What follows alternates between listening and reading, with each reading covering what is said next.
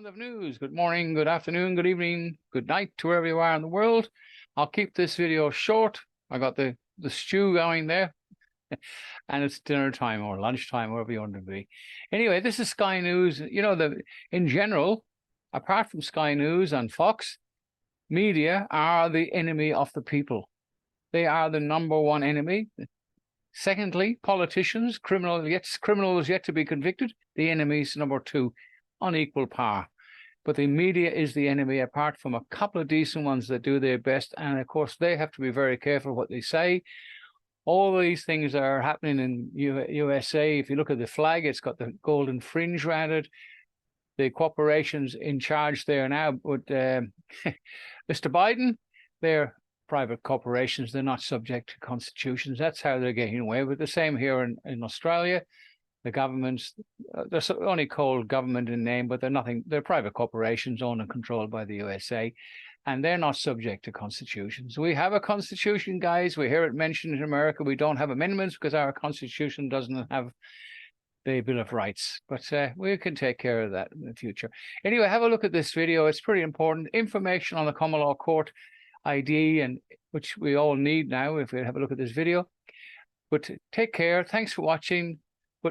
You guys, subscribers, you're always there, you're watching, it's great. You have a heck of a job trying to convince the people who just really don't give a damn anymore, and it's sad. Anyway, the only way back is through Common Law Court, and one day at a time. I need some help on that one, so if you can help financially or physically, any way you can, let us know. Email addresses, everything's at the end of the video. Bye for now, guys. Thanks. Regrets are to those who supervised our health during the COVID years. Yes, Victoria's Chief Health Officer Brett Sutton resigned from his job this week. We've put together a little farewell video for him to remember the highlights of his stellar public health career. Any regrets? Look, there shouldn't be a person in the world who's been part of the public health response who wouldn't reflect on things that they would do differently, things that they regret. I'm absolutely no different in that regard. No, he's choking me! He's choking me! What the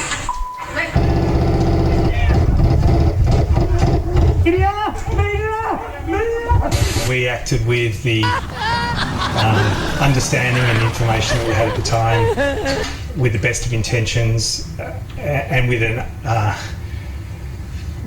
eternally focused eye on protecting the health and well-being of Victorians.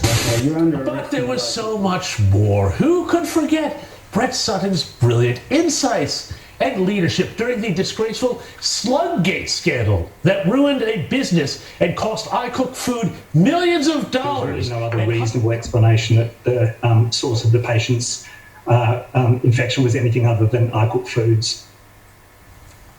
Farewell, Brett Sutton, and with any luck, you'll never be put in a position of authority that affects everyday Australians' lives ever again. Coincidentally, Brett's federal counterpart, Brendan Murphy, also announced his resignation this week, but not until he cleared up that little matter about vaccine mandates.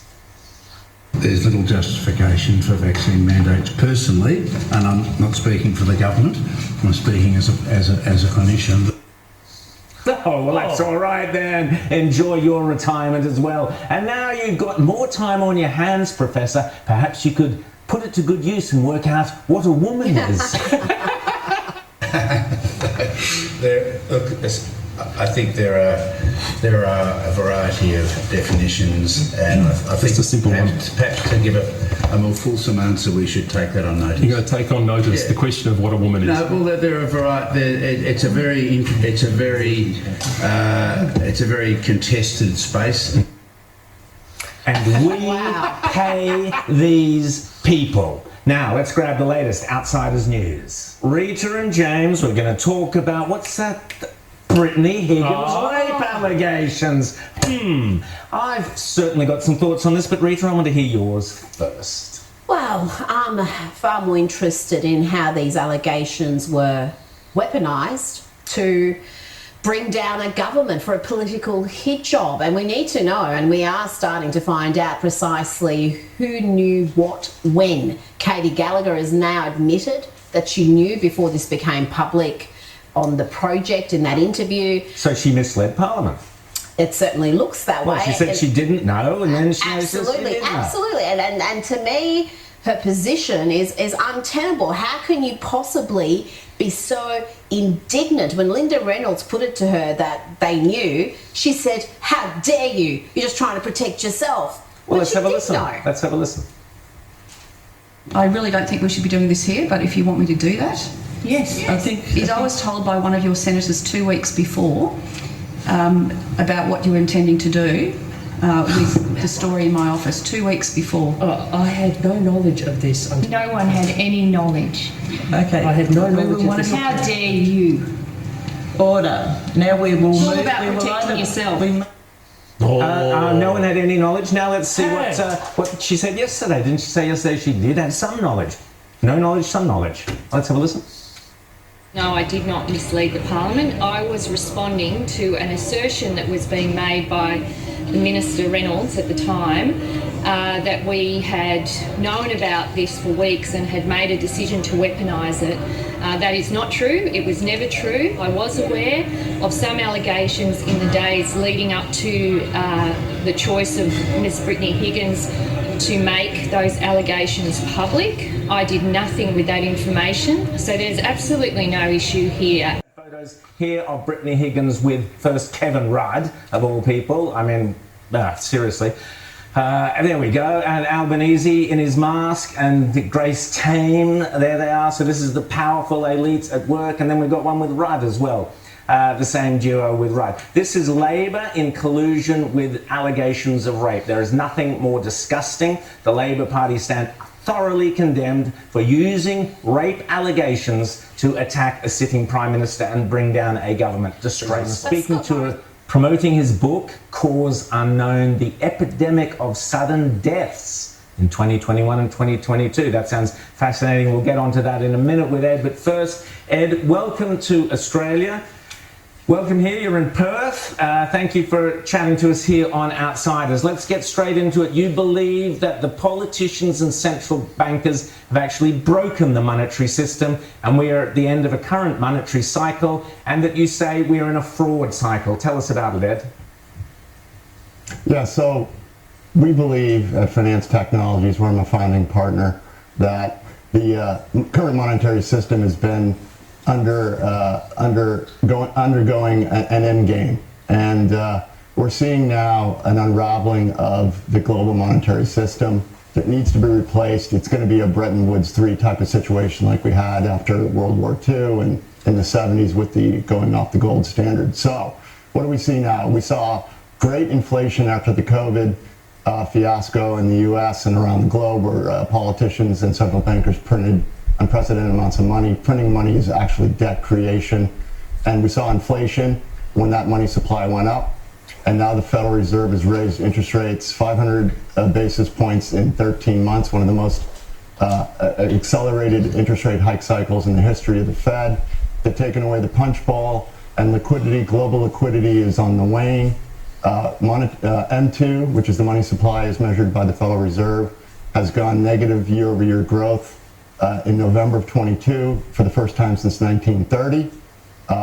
And this is a serious situation. So we see, instead of inflation, that is in the rearview mirror. We're predicting deflation in the first quarter of 2024, and we're looking at a US recession along the lines of the S&L crisis in the 1990s in Q3 and Q4. So the economic indicators we follow are declining rapidly. And unless enough people protest, write to their local MPs or whatever, and protest and prevent it happening, we are on the cusp of a terrifying new world order that will make COVID look like a picnic. Except, of course, plenty of Australians weren't allowed to have picnics during COVID, so I guess that's a poor analogy. This week, the head of the World Health Organization, the Ethiopian former Marxist Tedros Adhanom Ghebreyesus, I think it is, having just last week welcomed North Korean dictator Kim Jong-un to the board of the World Health Organization, announced the organization's plans to inflict global digital vaccine passports on every citizen on the planet.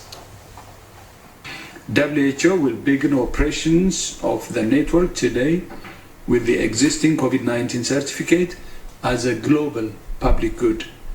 Soon after, we will expand this infrastructure by incorporating other use, such as a digitized international certificate of vaccination, routine immunization cards, and international patient summaries.